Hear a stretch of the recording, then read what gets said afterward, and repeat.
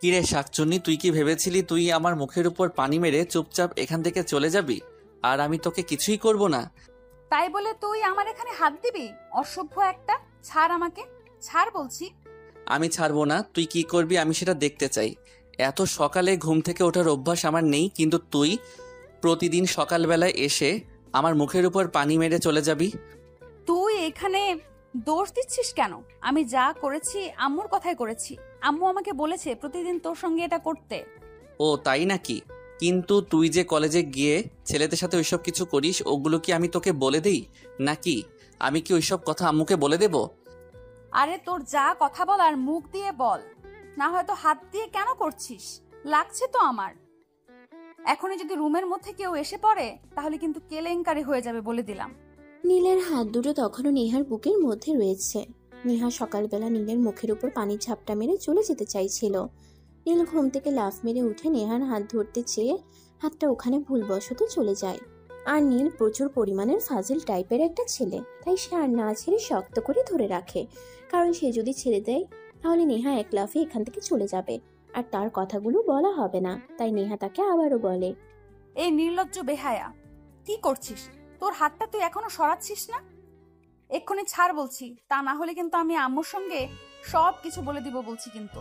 নেহার এই কথা শুনে নীল নেহার বুকের উপর থেকে হাতটা সরায় আর তখন বলতে থাকে, আমার ছোঁয়া পেয়ে তোর খুবই ভালো লাগছিল, তাই না? এই জন্যই তো এতক্ষণ ধরে রাখতে দিলি। আর যদি ভালো নাই লাগতো তাহলে তো আমি যখন হাতটা ধরেছিলাম তখনই তুই নিজে নিজে ছাড়িয়ে নিতি। ফাসলামো মার্কা কথা বললে কিন্তু আমি থাপ্পড় মেরে তো সব কটা দাঁত ফেলে দিব বলে দিলাম। তুই খুব ভালো করে জানিস আমার সম্পর্কে আমি কেমন আর কোন চরিত্রের মেয়ে। এখন চুপচাপ কোনো কথা না বলে বিছানা ছেড়ে নিচে নেমে আয়, তা না হলে কিন্তু আমি আম্মুর কাছে তোর নামে এমন কিছু বলবো যেটা তুই কল্পনাও করতে পারবি না। অতঃপর নেহা আর কোনো কথা না বলে চুপচাপ রুম থেকে বের হয়ে নিচে চলে গেল।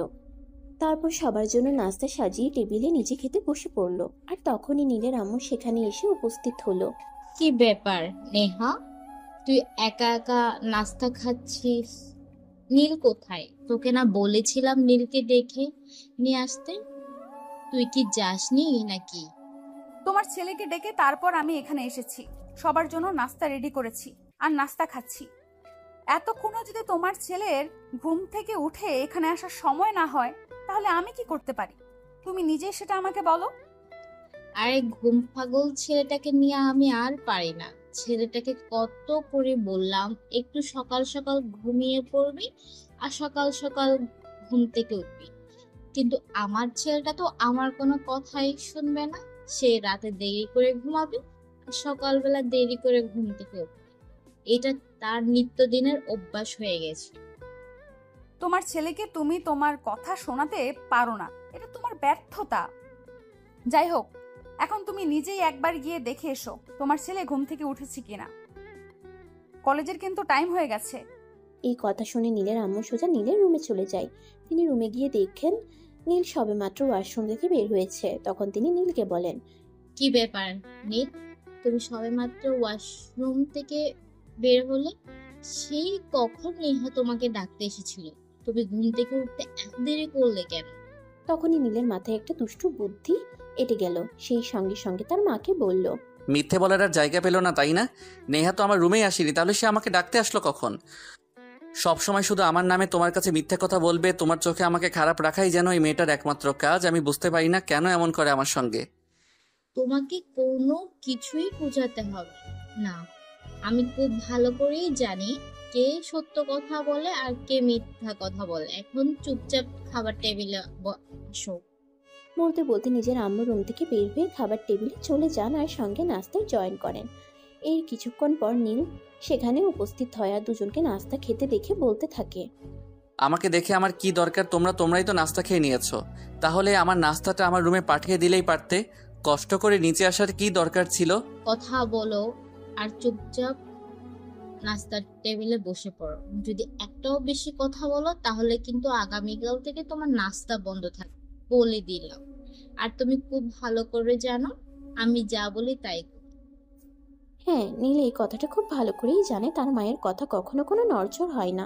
তাই সে আর কোনো কথা না বলে চুপচাপ নাস্তা খেয়ে নিল আর রুমে এসে কলেজে যাওয়ার জন্য তৈরি হতে লাগলো। আর কিছুক্ষণের মধ্যেই নেহা সেখানে উপস্থিত হয় আর বলতে থাকে, নীল আঙ্কেল, আমি যে যাতায়াত করি সেই গাড়িটা নিয়ে একটু বাইরে গেছেন। উনি ফিরতে মনে হয় সপ্তাহখানিক দেরি হবে। এই সপ্তাহে তুই আমাকে কলেজে দিয়ে আসবি আর আসার সময় নিয়ে আসবি। Just impossible. আমি কখনোই তোকে কলেজে দিয়ে আসতে পারবো না, আবার কলেজ থেকে নিয়ে আসতেও পারবো না। তোর মতো মেয়েকে দিয়ে কোনো ভরসা নেই। তুই কখন কোথায় কি করে বসবি তোর তো কোনো কাণ্ডজ্ঞান নেই। আমি সহজ ভাষায় তোর ভালোর জন্য তোকে বললাম তুই আমাকে কলেজে দিয়ে আসবি আর নিয়ে আসবি, কিন্তু তুই আমার কথাটা না শুনে উল্টো আমাকে কথা শোনাচ্ছিস। তবে একটা কথা তোকে শেষবারের মতো বলে দিচ্ছি, তুই যদি এই কথায় রাজি না হোস তাহলে কিন্তু তোর সঙ্গে খারাপ কিছু হয়ে যেতে পারে বলে দিলাম। তখন কিন্তু তুই আবার আমাকে কোনো দোষ দিতে পারবি না। মানে তুই কি বলতে চাইছিস? তুই আবার আমার সঙ্গে কি করবি? আমি তো তোর কোনো ক্ষতি করিনি, তাহলে তুই আমার পেছনে লাগতে চাচ্ছিস কেন? আমি তো সেটাই বুঝতে পারছি না। আমি তোকে অত সব কিছু বুঝতে বলিনি, তোকে আমি শুধু যেটা বুঝতে বলেছি তুই সেটাই বুঝবি। তোকে যে আমি বললাম আমাকে কলেজে দিয়ে আসতে হবে আবার নিয়ে আসতে হবে, সেটা পারবে কিনা বল। যদিও নীলের কোনো ইচ্ছেই ছিল না নেহার কলেজ যাওয়া আসার ব্যাপারে নিজেকে ইনভলভ করতে, কিন্তু অনিচ্ছা সত্ত্বেও নীলকে রাজি হতে হলো। কারণ সে খুব ভালো করেই জানে নেহা প্রচণ্ড ধান্দাবাজ একটা মেয়ে। কখন কি করবে না করবে তার কোনো গ্যারান্টি নেই। এখন যদি সে নেহাকে না বলে দেয় তাহলে হয়তো এক্ষুনি দেখা কিছু একটা করে ফেলতে পারে। তাই সে নেহাকে বলে, আচ্ছা ঠিক আছে, তুই ড্রয়িং রুমে অপেক্ষা কর, আমি আসছি। এই কথা শুনে নেহা নীলের রুম থেকে বের হয়ে ড্রয়িং রুমে চলে যায় আর সেখানে বসে অপেক্ষা করতে থাকে নীলের জন্য, কখন আসবে আর কখন কলেজে যাবে। কিছুক্ষণের মধ্যে নীল সেখানে চলে আসে আর নীলকে দেখেই নেহা বলে, তুই কিন্তু আজ গাড়ি নিয়ে বের হবি না, আমি কিন্তু আজ তোর সঙ্গে বাইকে করে হাওয়া খেতে খেতে যাব। অসম্ভব, এটা কোনোভাবেই সম্ভব নয়। আমি তোকে নিয়ে বাইকে করে হাওয়া খেতে খেতে যাব আর তারপর কলেজে আমার বন্ধুরা আমাকে নিয়ে টিটকারি করবে। এটা কখনোই হবে না।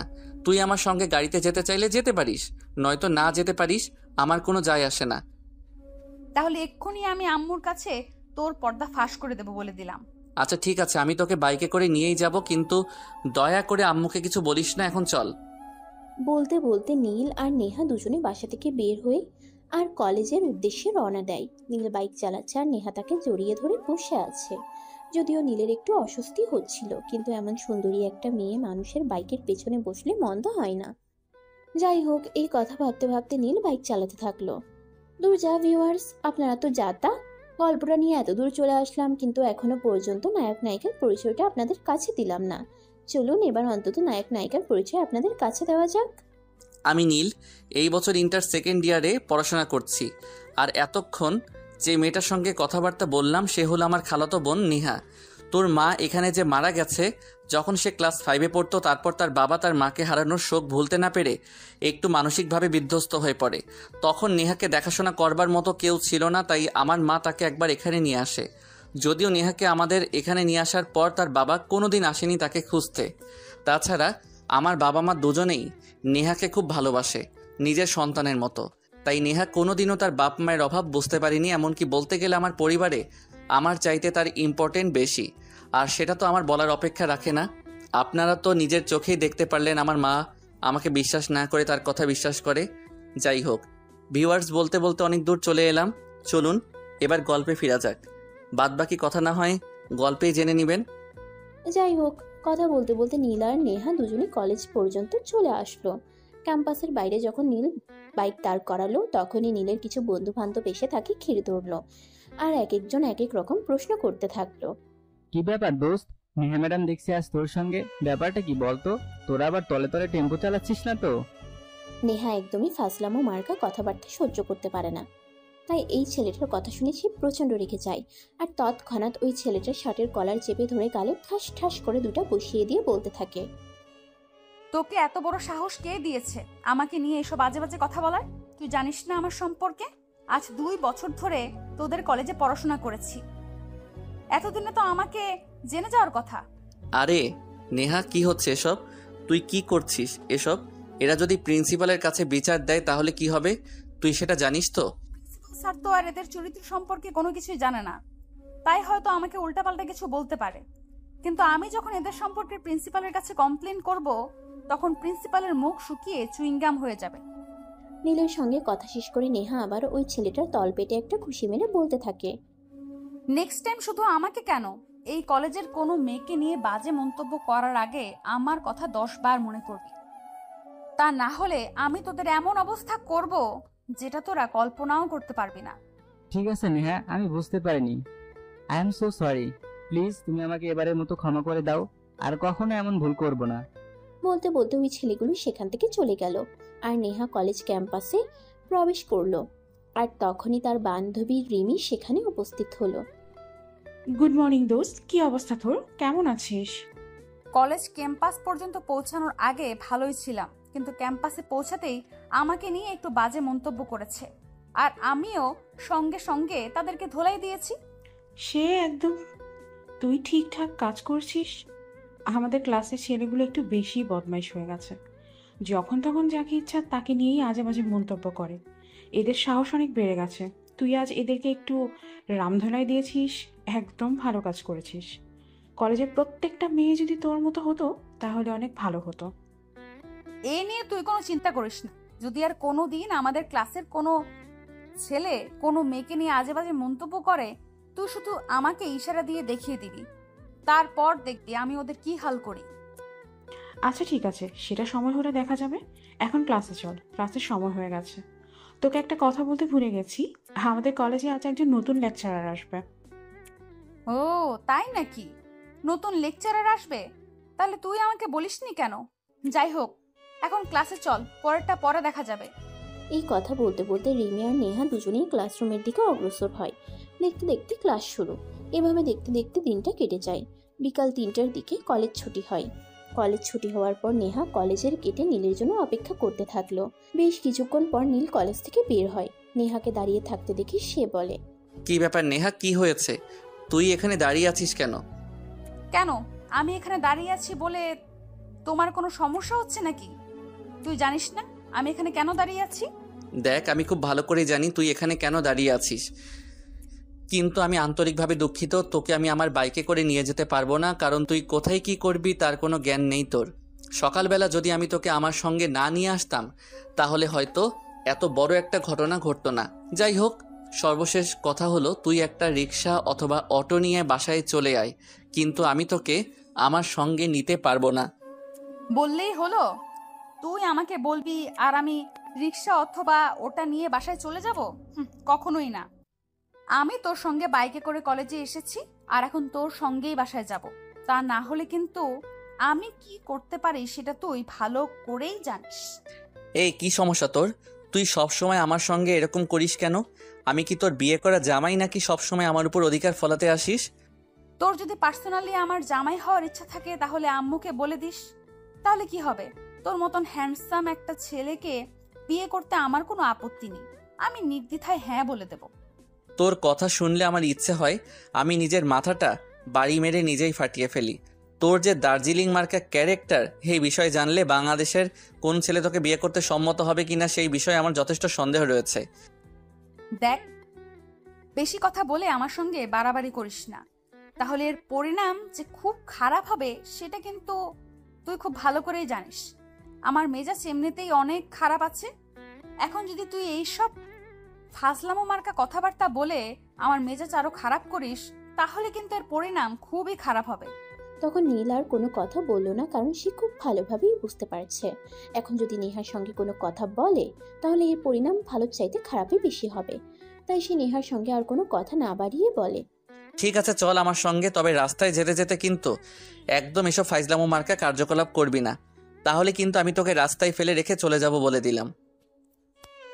দেখ, আমি একদমই ফাজলামো করি না। আমি অন্যায় সহ্য করতে পারি না। আমার সামনে যদি কেউ অন্যায় করে তাহলে রাগে আমার গা জ্বলে যায়। তাই আমি তাকে একটু উত্তম মধ্যম তার বন্দোবস্ত করি। কিন্তু এইখানে তুই সব সময় আমার দোষ কেন দেখিস আমি সেটাই বুঝতে পারি না। তারপর দুজনের মধ্যে কেউই আর কোনো কথা না বলে বাড়ির উদ্দেশ্যে রওনা দেয়।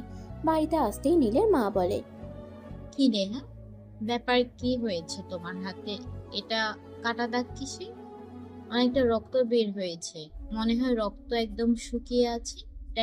আসলে নেহা যখন ওই ছেলেটাকে মারছিল তখন হয়তো ওই ছেলেটার প্যান্টের বেল্টের মধ্যে লেগে কিছুটা কেটে গেছে, কিন্তু নেহা সেটা খেয়াল করেনি। আর বাড়িতে আসতেই সেটা নীলের আম্মুর চোখে পড়ে গেল।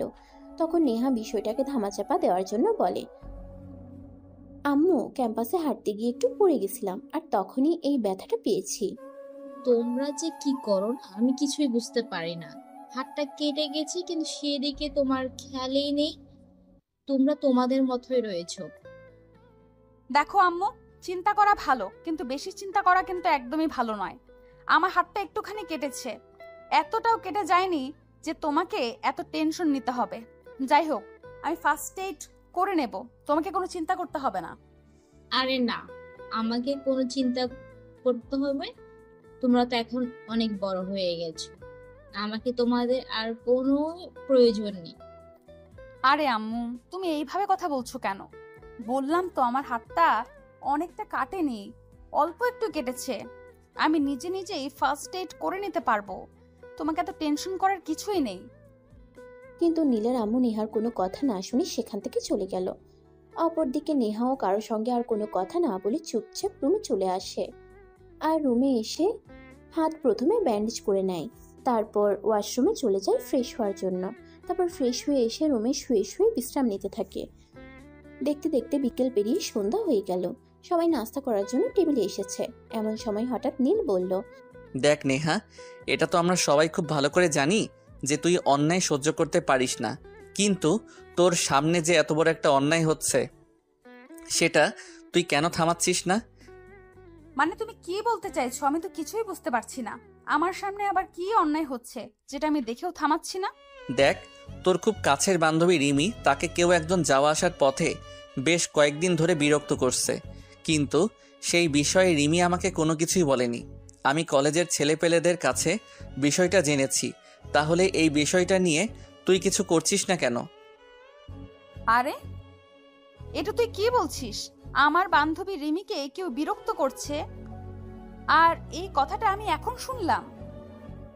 তুই এই বিষয়টা এখন শুনেছিস? তখন আমাকে বলিসনি কেন? আর রিমি তো আমাকে এই বিষয়ে কিছুই বলেনি।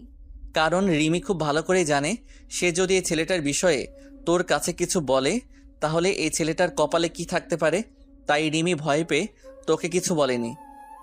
আচ্ছা ঠিক আছে, তুই যখন বিষয়টা আমার সঙ্গে শেয়ার করেছিস তাহলে তো বিষয়টা আমাকে দেখতেই হবে।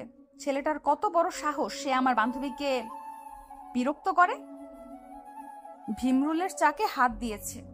এবার বুঝতে পারবে এর মজা কি। ঠিক আছে, আর হ্যাঁ, তোকে কিন্তু আমি একটা কথা শেষবারের মতো বলে দিচ্ছি, কলেজ ক্যাম্পাসে তুই কার কারণে কারো সঙ্গে শুধু শুধু ঝামেলা করতে যাবি না।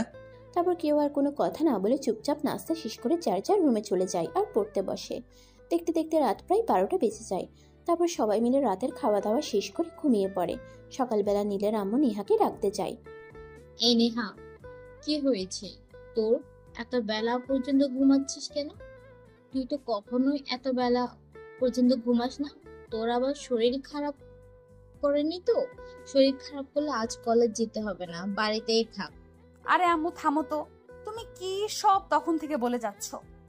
আসলে আজ কেন জানি না খুব বেশি ঘুম পাচ্ছে না, তাই ঘুম থেকে উঠতে লেট হয়ে গেছে। তাই বলে কলেজে যাব না কেন? কলেজে তো যেতেই হবে। বুঝি না পাপু, তোদের মনের ইচ্ছা কি দেখছি তুই এখনো ঘুমাচ্ছিস। কখন তুই সকাল 6টার পর বিছানার পেট রাখিস না, আর তারপর বলিস তুই কলেজে যাবে। আচ্ছা ঠিক আছে, তোদের যা মর্জি, আমার তো আর কিছু করার নেই। বলতে বলতে নীলের আম্মু রুম থেকে বের হয়ে বাইরে চলে যায়। তারপর ডাইনিং টেবিলে গিয়ে সবার জন্য নাস্তা তৈরি করে। সকাল 8টার মধ্যে সবাই ব্রেকফাস্ট টেবিলে জয়েন করে। তারপর নাস্তা শেষ হলে নীল আর নেহা দুজনে কলেজের উদ্দেশ্যে বের হয়। কলেজ ক্যাম্পাসে এসেই নেহা দেখতে পায় তার বান্ধবী রিমি একটু দূরে দাঁড়িয়ে আছে। তখনই সে রিমিকে ডাক দেয়। এই রিমি, কি হয়েছে? তুই ওখানে একা একা দাঁড়িয়ে আছিস কেন? এদিকে একটু আমার কাছে আয় তো। কই, আমার আবার কি হবে? আমি তো একদম ঠিক আছি। আচ্ছা, তোর কি হয়েছে তুই সেটাই বল। না হয় তুই তো কখনো কলেজ ক্যাম্পাসে সকাল 10টার আগে পাহাই রাখিস না, তাহলে আজ এত সকাল সকাল চলে আসলি যে? রিমি কথাটা ঘুরিয়ে অন্যদিকে নিতে চাইছে সেটা নেহা খুব ভালোভাবেই বুঝতে পারে, তাই নেহা রিমিকে বলে। রিমি কথাটা ঘুরিয়ে অন্যদিকে নিতে চাইছে সেটা নেহা খুব ভালোভাবেই বুঝতে পারে, তাই নেহা রিমিকে বলে। শোন, আমার সঙ্গে বেশি চালাকি করতে আসিস না। আমি খুব ভালোভাবেই বুঝতে পারছি তোর কিছু একটা হয়েছে। কি হয়েছে সেটাই আমাকে বল। আরে দোস্ত, তুই অযথাই টেনশন করছিস। আমার কিছুই হয়নি, আমি একদম ঠিক আছি। দেখ, তুই কেন আজ এত সকাল সকাল কলেজে এসেছিস সেটাই আগে বল। আমি যদি বলি তোর কি হয়েছে সেটা জানার জন্য আমি এত সকাল সকাল কলেজে এসেছি? দেখ, তুই খুব ভালো করে জানিস আমি কখনোই এত সকাল সকাল কলেজে আসি না। আর তুই আমার বন্ধু, তোর কোনো সমস্যা হলে তুই সবার আগে সেটা আমার সাথে শেয়ার করবি, কিন্তু তুই সেটা না করে অন্য কিছু করেছিস। মানে তুই কি বলতে চাইছিস? আমি সত্যিই কিছু বুঝতে পারছি না। আমার আবার কি আর হবে? কি সমস্যা? তখন নেহা খুব ভালোভাবেই বুঝতে পারে রিমি তাকে বিষয়টা বলবে না, কারণ রিমি খুব ভালো করে জানে নেহা বিষয়টা জানতে পারলে কি হবে। কিন্তু রিমি এই বিষয়টা যতই লুকানোর চেষ্টা করুক না কেন, কিন্তু নেহা তো অনেক আগেই জেনে গেছে আসলে বিষয়টা কি, তাই নেহা রিমিকে সরাসরি বলে। আমি খুব ভালোভাবেই বুঝতে পারছি আসলে তুই বিষয়টা আমার সঙ্গে শেয়ার করতে চাইছিস না, কিন্তু তুই আসলে জানিস না এই বিষয়টা আমি অনেক আগেই নীলের কাছ থেকে জানতে পেরেছি। তাই আজ কলেজ ছুটি হওয়ার পর আমি তোর সঙ্গে যাব, ওই ছেলেটার সঙ্গে দেখা করব। তারপর দেখি ছেলেটার বুকের পাটা কত বড়। দেখ নেহা, তুই আমার বান্ধবী, কিন্তু আমি তোকে সবসময় আমার নিজের বোনের মতো দেখি। তাই আমি তোকে রিকোয়েস্ট করে বলছি, প্লিজ এসব ঝামেলায় তুই নিজেকে জড়াস না। আসলে ছেলেটা খুবই ডেঞ্জারাস, তাই আমি এড়িয়ে চলার চেষ্টা করছি। দেখ, ভয় কি জিনিস সেটা আমি জানি না, কারণ ভয় নামক শব্দটা আমার ডায়েরিতে নেই। তাই তুই আমাকে যাই কিছু বল না কেন, আমি যে সিদ্ধান্ত নিয়েছি সেটা আমি করবই। আমার সিদ্ধান্ত থেকে কেউ আমাকে পিছু হটাতে পারবে না। তারপর রিমি নেহাকে অনেক বোঝাতে চাইছিল যাতে নেহা এই ছেলেটার সঙ্গে কোনোভাবেই ঝামেলাতে না যায়, কিন্তু নেহা সে তো এক কথার মানুষ, যার সিদ্ধান্ত নিয়েছে তাই করবে, সে অন্য কারো কোনো কথাই শুনবে না। তাই সে রিমির কথা না শুনে ক্লাসরুমে চলে যায় আর কলেজ ছুটি হওয়ার পর কলেজ গেটের বাইরে রিমির জন্য অপেক্ষা করতে থাকে। বেশ কিছুক্ষণ পরে রিমি সেখানে আসে আর নেহাকে দেখে সে বলে। কি ব্যাপার দোস্ত, কি হয়েছে? তুই এখনো এখানে দাঁড়িয়ে আছিস?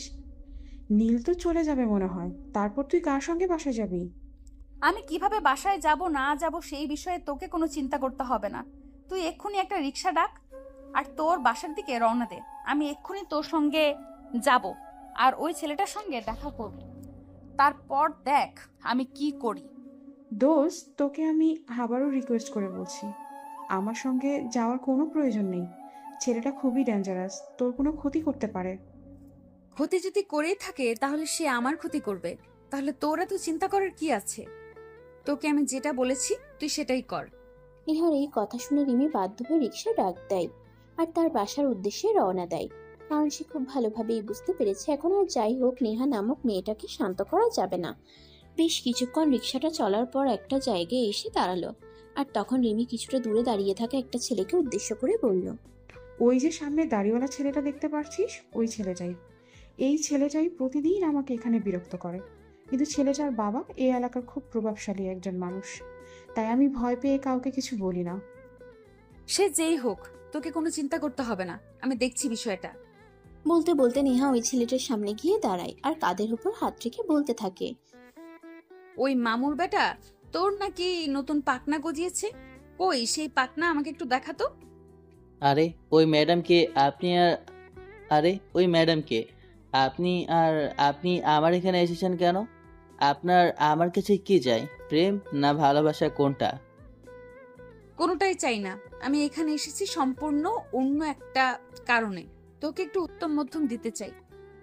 আরে ম্যাডাম, আপনার তো কলেজে আছেন, মনে হচ্ছে আপনি আমার পরিচয় না জেনেই আমার সামনে এসে দাঁড়িয়ে আছেন, আর সেই জন্যই আমার ব্যাপারে এত বড় বড় কথা বলতে পারছেন। শোন সৌরজা ইতর, আমার কলিজা কত বড় সেটা তুই এখনো দেখিসনি। আমি তোকে সেটা দেখানোর প্রয়োজন মনে করছি না। যাই হোক, আমি তোর সঙ্গে যে বিষয়ে কথা বলতে এসেছি সেটা হলো, তুই আমার বান্ধবী রিমিকে বিরক্ত করছিস কেন? ও, তার মানে আপনি আমার প্রিয়তমার বিষয়ে কথা বলতে এসেছেন।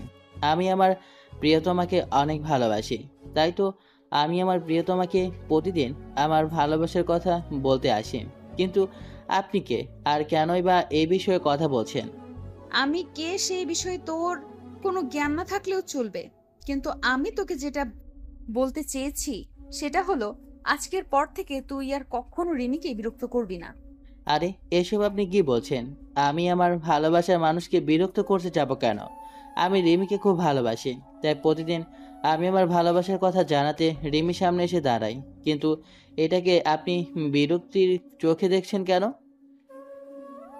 তুই তো দেখছি বড্ড বেহায়া মানুষ। তুই সোজা কথা বুঝতে পারিস না, তাই না?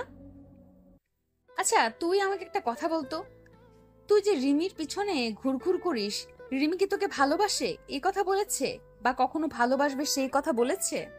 রিমি আমাকে ভালোবাসে সেই কথা বলিনি, এটা ঠিক আছে, কিন্তু কখনো যে ভালোবাসবে না এটাও তো বলিনি। তাই আমি রিমির পিছনে পড়ে আছি, কারণ আমি জানি সত্যিকার অর্থে কাউকে ভালোবাসলে তাকে পাওয়া যায়।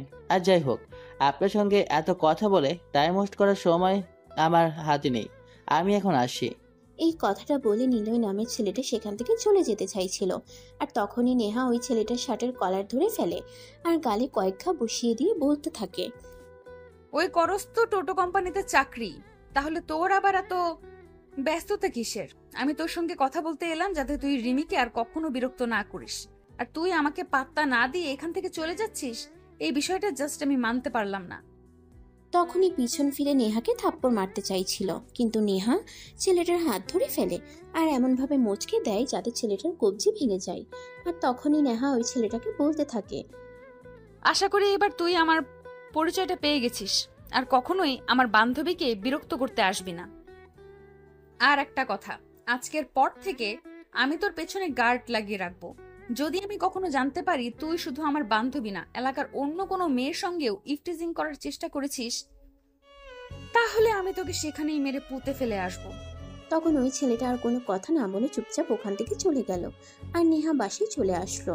পাশে আসতেই তার আম্মু বলল, কি ব্যাপার নেই মামনি, এতক্ষণ তুমি কোথায় ছিলে? নীল তো সে কখন বাসায় চলে এসেছে, কিন্তু তোমার আসতে এত দেরি হলো কেন?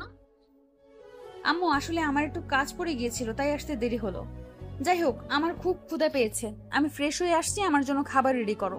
ঠিক আছে মামনি, কোনো সমস্যা নেই, তুমি হাত মুখ ধুয়ে ফ্রেশ হয়ে আসো, আমি তোমার জন্য খাবার রেডি করছি। আম্মুর কাছে কোনো রকমের মিথ্যা কথা বলে নেহা সেখান থেকে নিজের রুমে চলে আসে আর ফ্রেশ হয়ে নিচে যায় খাবার খাওয়ার জন্য। খাবার খেয়ে তারপর ছাদে আসে একটু হাঁটাহাঁটি করার জন্য। আর তখনই নীল সেখানে উপস্থিত হয় আর নেহাকে দেখেই সে বলতে থাকে, কি ব্যাপার, তখন যে রিমির বয়ফ্রেন্ডের সঙ্গে দেখা করতে গেলি তো কি হলো? দেখ নীল, তুই এটা খুব ভালো করেই জানিস যে নেহা কোনো কাজে হাত দেয় আর সেই কাজটা সমাধান হয় না, এমনটা খুব কমই হয়েছে। তাই তুই আমার উপর সম্পূর্ণ ভরসা রাখতে পারিস যে আমি রিমির বয়ফ্রেন্ডকে আচ্ছা মতন রাম ধুলাই দিয়ে এসেছি। তোর কবলে পড়লে একটা মানুষ, আর যাই হোক আমি ইচ্ছে মতো পিটুনি খেতে পারবো, সেটা তো আমি খুব ভালো করে জানি। কিন্তু ওই ছেলেটা কি বলেছে একবারও যে সে আর রিমিকে বিরক্ত করবে না? যদিও ছেলেটা মুখ দিয়ে এমন কোনো কথা উচ্চারণ করেনি, কিন্তু তারপরও আমি কনফিডেন্সের সঙ্গে বলতে পারি এই ছেলেটা আর যাই হোক কখনো রিমিকে বিরক্ত করতে আসবে না। আর যদি কখনো রিমিকে বিরক্ত করতে আসে, তাহলে হয়তো আমার নাম মুখে নিয়ে তসবি জপবে। তখন নীল আর কোনো কথা না বলে নিজের রুমে চলে আসে আর নেহা কিছুক্ষণ ছাদে হাঁটাহাঁটি করার পর রুমে এসে পড়তে বসে। এভাবেই চলতে থাকে দিনকাল। হঠাৎ একদিন বাসায় বেশ কিছু গেস্ট আসে। কিছু লোক বললে ভুল হবে, প্রায় অনেকজন মানুষ এসেছিল। তাই সেদিন নীলের আম্মু নেহাকে বলে, নেহা, একটা কাজ করো, তুমি আর নীল দুজন এক রুমে গিয়ে শুয়ে পড়ো, তো আজ অনেক মেহমান এসেছে, তাই জায়গা সংকট পড়েছে। একদমই না, আমি তোমার ওই ফাজিল মার্কা ছেলের সঙ্গে এক রুমে ঘুমাতে পারবো না। তোমার ছেলে যে রকমের ফাজিল, কখন কি করবে না করবে তার কোনো নিশ্চয়তা নেই। তার চেয়ে বরং আমি ছাদে গিয়ে ঘুমাই। দেখ নেহা, আমি খুব ভালো করেই জানি যে তুমি আর নীলের মধ্যে সেরকম কোনো বনিবনা নেই, কিন্তু আমি তোমাকে এই কথাটা কনফিডেন্সের সঙ্গে বলতে পারি, তুমি আমার ছেলেকে যত খারাপ মনে করো না কেন, আমার ছেলেটা কিন্তু আসলে ততটা খারাপ নয়। আরে আম্মু, তুমি সব সময় এত বেশি বুঝো কেন? তোমার ছেলেটা খারাপ সেটা আমি কখন বললাম? আমি তো শুধু তোমাকে এটা বললাম যে তোমার ছেলেটা বড্ড ফাজিল, তাই আমি তোমার ছেলের সঙ্গে বেড শেয়ার করতে পারবো না। লক্ষ্মী মেয়ে আমার, এভাবে বলতে হয় না। আমি তোমাকে যেটা বলছি তুমি এই কথাটা শুনো। তুমি আজকে রাতটা নীলের সঙ্গে থেকে যাও, আর কখনো তোমাকে নীলের রুমে থাকতে বলবো না, কারণ কালকে সকালে তুমি এখন চলে যাবে। তখন নেহা আর কোনো কথা বলল না। চুপচাপ রাতে খাওয়া দাওয়া শেষ করে নীলের রুমে চলে গেল। নেহাকে নীল তার রুমে দেখিয়ে বলতে লাগলো, কি ব্যাপার শাকচন্নি, তুই এত রাতে আমার রুমে এসেছিস কেন? আমাকে কিছু বলবি নাকি বললে তাড়াতাড়ি বলে বিদায় হ। আমি তোকে বেশিক্ষণ সহ্য করতে পারবো না, তাই কি বলবি তাড়াতাড়ি বল। তাছাড়া এখন আমার পড়াশোনা করার সময়, তোর সঙ্গে ফাইজলামো মার্কা আলোচনা করার সময় নয়। দেখ, একদম মুখ সামলিয়ে কথা বলবি। সব সময় আমার সঙ্গে এরকম আচরণ করবি না। তোদের বাড়িতে পড়ে আছি বলে তুই যা ইচ্ছা তাই আচরণ করবি, আর আমি সেটা মেনে নেবো এমনটা কখনোই ভাবিস না। আমি আবার তোকে কখন কি বললাম? আমি তো শুধু এটুকুই বললাম যে তুই আমাকে কিছু বলতে আসলে তাড়াতাড়ি বল, আর তা না হলে এখান থেকে বিদায় হও। আমি এখন পড়ছি। আমি তোর রুমে ঘুমাতে এসেছি, আম্মু আমাকে তোর রুমে পাঠিয়েছে তোর সঙ্গে ঘুমানোর জন্য, কারণ আজ বাড়িতে অনেক মেহমান এসেছে, আর মেহমানরা আমার রুমেও থাকবে। তাই আমি কোথায় ঘুমাবো সেজন্য আম্মু আমাকে এখানে পাঠিয়েছে। অসম্ভব, তোর মতো একটা মেয়ের সঙ্গে এক রুমে রাত কাটানো আমার পক্ষে সম্ভব নয়।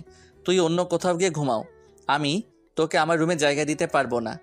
কথাটা শেষ করার আগেই নীলের আম্মু সেখানে উপস্থিত হয় আর নীলকে উদ্দেশ্য করে বলতে থাকে, সব সময় এত কথা বলবে না। আমি যেটা বলি সেটাই শোনো। নেহা আর তুমি আজ এই রুমে ঘুমাবে। যদি আমার কথা একচুল পরিমাণ নড়চড় হয় তাহলে কিন্তু তোমার কপাল খারাপ আছে, এটা আমি বলে দিলাম। আর তুমি আমার সম্পর্কে খুব ভালো করেই জানো আমি যেটা বলি সেটা করি, আর দ্বিতীয় কোনো কথা শুনিনি। তখন নীল আর কোনো উপায়ন্তর না দেখে কথা না বলে চুপচাপ বসে রইল। আর এদিকে নেহা বিছানা গোছাতে শুরু করলো। আসলে প্রত্যেকটা ছেলেদের রুম এতটাই অগোছালো থাকে, কোনো একটা মেয়ে সেখানে আসলে সেটা না গুছিয়ে থাকতে পারে না। নেহা বিছানা গুছিয়ে বিছানার এক পাশে শুয়ে পড়লো। প্রায় কিছুক্ষণ পর নীল ঘুমোতে আসলো। এই শোন, আমি এই পাশে ঘুমাচ্ছি, তুই কিন্তু ভুল করেও আমার শরীরে হাত দিবি না। কোনো মেয়ে মানুষের সঙ্গে ঘুমানোর অভ্যাস আমার নেই। তুই যদি আমার শরীরের উপর হাত তুলিস তাহলে কিন্তু আমি সারা রাত ঘুমাতে পারবো না বলে দিলাম। আর যদি রাতে ঘুমাতে না পারি তাহলে কিন্তু তোর কপালে খারাপ আছে। ও তাই নাকি? তোর কোনো মেয়ে মানুষের সঙ্গে ঘুমানোর অভ্যেস নেই, আর আমার 10-12টা ছেলে নিয়ে ঘুমানোর অভ্যাস আছে। তুই এইটাই বলতে চাইছিস তো? আচ্ছা ঠিক আছে, তুই রাতটা শেষ হতে দে, তারপর দেখ আমি আম্মুর কাছে তোর নামে কিভাবে বিচার দেই। আরে বাবা, আমি তোকে কি বললাম আর তুই আমাকে কি বললি? আমি কখন বললাম ছেলেদের নিয়ে তোর ঘুমানোর অভ্যাস আছে? আমি তো শুধু এটাই বললাম যে আমি কোনো মেয়ে মানুষকে নিয়ে কখনো ঘুমাইনি। আচ্ছা ঠিক আছে, এত কথা বলিস না। কথা না বলে চুপচাপ আপোষে ফিরে শুয়ে পড়। তারপর কেউ আর কোনো কথা না বলে চুপচাপ দুজন দুদিকে ফিরে ঘুমিয়ে পড়লো। মাঝরাতে হঠাৎ যখন নীলের ঘুম ভাঙলো তখন সে দেখতে পেল নেহা তাকে জড়িয়ে ধরে শুয়ে আছে। এটা দেখে নীল নেহাকে ছাড়ানোর চেষ্টা করছিল, কিন্তু নেহা আরো শক্ত করে তাকে জড়িয়ে ধরেছিল। তাই নীল নেহাকে ডাকতে শুরু করে, এই নেহা, কি হয়েছে তোর? তোকে তো আমি আগেই বলেছিলাম যে আমি তোর সঙ্গে ঘুমাতে পারবো না, কিন্তু তুই তো জোর করে আমার সঙ্গে ঘুমাতে এসেছিস। এখন আবার আমাকে এভাবে জড়িয়ে ধরেছিস কেন? এত কথা বলিস না তো, আমার একটু ভয় ভয় লাগছে তাই আমি তোকে জড়িয়ে ধরেছি। আর আমি তোমার নিজের খালাতো ভাইকেই জড়িয়ে ধরেছি, এখানে আবার কি হয়েছে? এই জন্যে আমি তখন তোকে আমার সঙ্গে ঘুমাতে নিষেধ করেছিলাম। এখন যে তুই আমাকে টাচ করে আছিস, আমি তোমার এখন কোনোভাবেই ঘুমাতে পারবো না। এখন তো শুধু বারবার আমার ঘুম ভেঙে যাবে।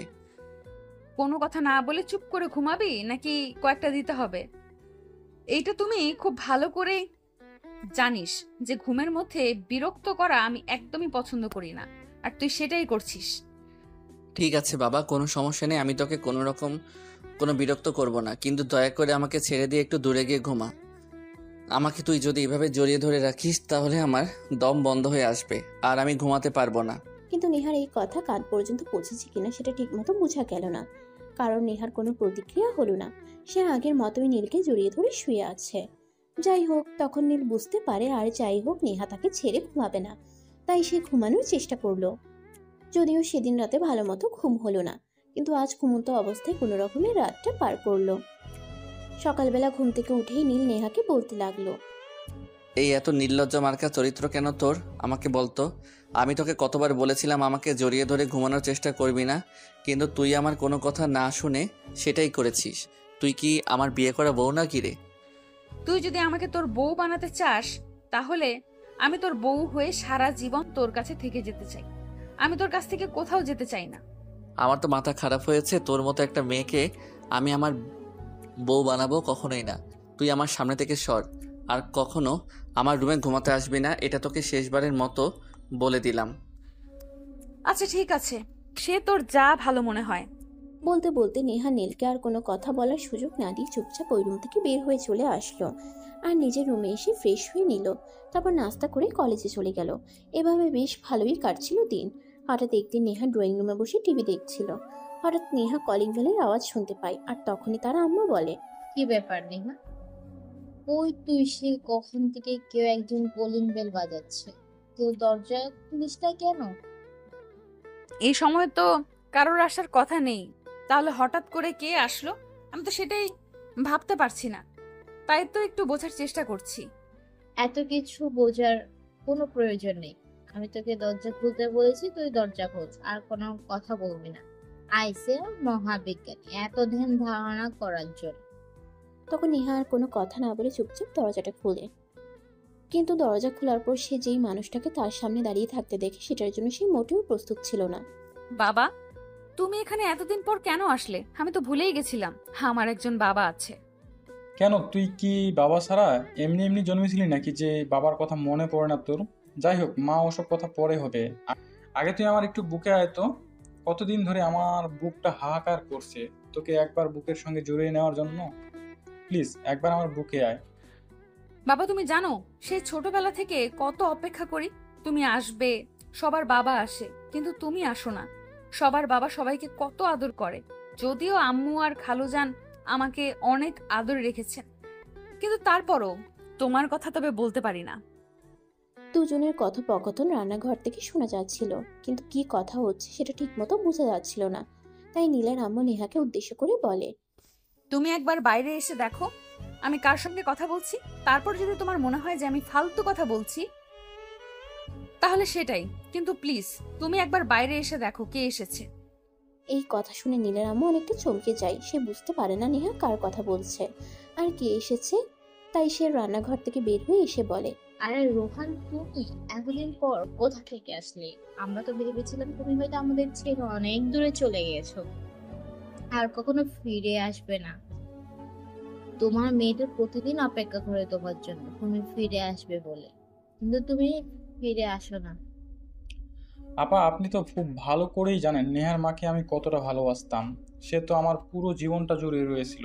তাকে তো আমি কোনোভাবেই কোনো দিনই ভুলতে পারিনি, আর পারবো না।